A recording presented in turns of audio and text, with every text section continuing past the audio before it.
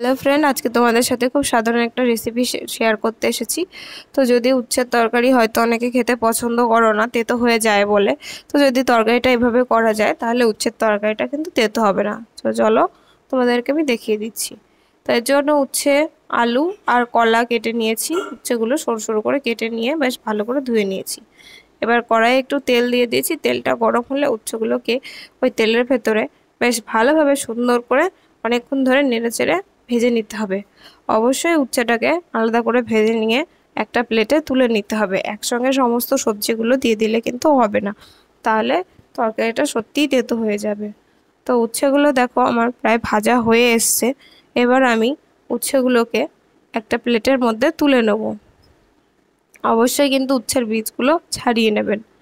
তো দেখো উচ্ছেগুলো আমি তুলে নিলাম। এবার উচ্ছে তুলে নেওয়ার পর কড়াইয়ে বেঁচে যাওয়া তেলের মধ্যে দিয়ে দিচ্ছি একটু জিরে।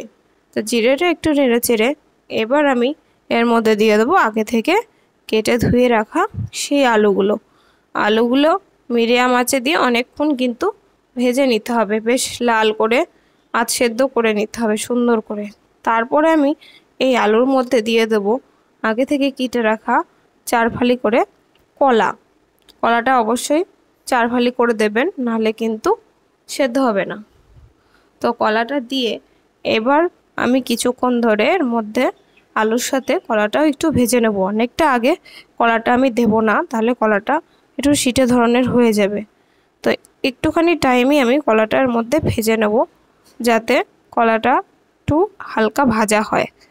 তো এই সময় আমি মশলাটা রেডি করে নিয়েছি, এটা ভাজা হতে হতে।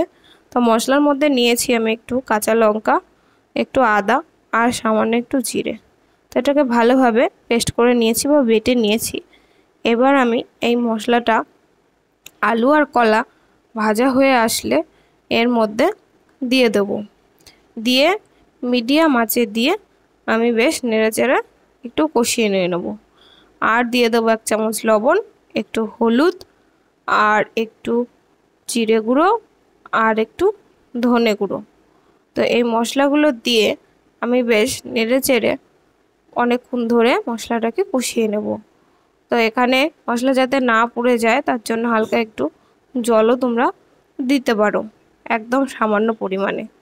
তো দেখো এইভাবে নেড়েচেড়ে মশলাটাকে সুন্দর করে কষিয়ে নিতে হবে।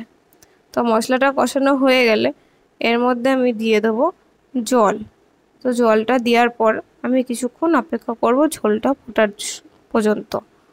তারপর যখন ঝোলটা ফুটে যাবে তখন আমি এর মধ্যে দিয়ে দেবো আগে থেকে যে ভেজে উচ্ছেটা আমি আলাদা করে তুলে রেখেছিলাম সেই উচ্ছেটা। তো এই উচ্ছেটা দিয়ে 5 মিনিট আমি মিডিয়াম আঁচে এটাকে রেখে দেবো, উচ্ছেটা যাতে ভালোভাবে ঝোলের সাথে সেদ্ধ হয়ে যায়। তো এইভাবে যদি উচ্ছে কলার ঝোলটা রান্না করা হয় তাহলে কিন্তু তেতো হবে না, আর বাচ্চারা খুব সহজেই এটা খেয়ে নেবে।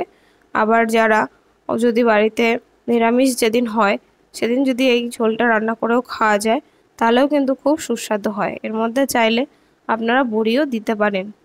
তো দেখবেন এভাবে রান্না করে খেয়ে অন্যরকমই টেস্ট আসবে, যে তরকারি তেতো হয়নি। তো দেখো এদিকে আমার তরকারির আলু সেদ্ধ হয়ে গেছে, আলু উচ্ছের কলার ঝোল রেডি।